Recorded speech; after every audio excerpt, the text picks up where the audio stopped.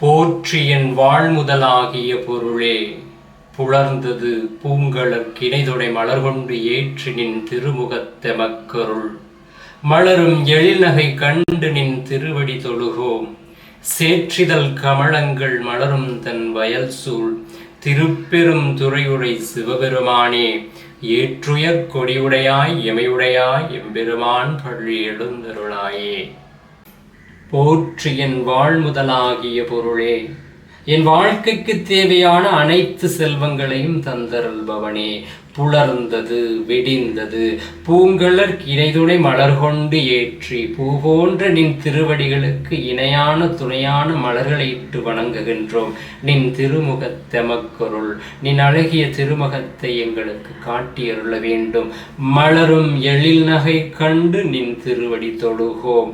அப்படி வணங்கும் பொழுது நின் முகத்தில் மலர்கின்ற எழில் நகை கண்டவுடனே நின் திருவடியிலே விழுந்து சரணாகதி அடைகின்ற அந்த பக்தியினை எமக்கு தந்தருள வேண்டும்.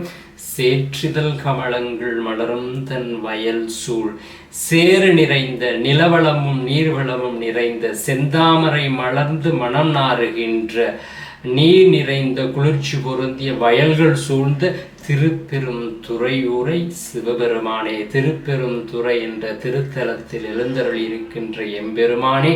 ஏற்றுயர் கொடியுடையாய் ஜீவராசிகளுடைய ஜீவ முன்னேற்றத்தையே தன் குறிக்கோளாக லட்சியமாக கொண்டவனே.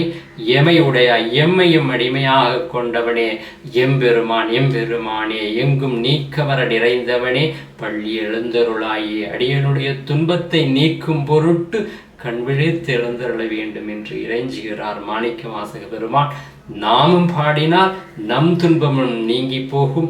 நன்னெறி தருவதும் நற்றுடையாவதும் நலமிக அருள்வதும் நம சிவாயவே. திருச்சிற்றம்பலம்.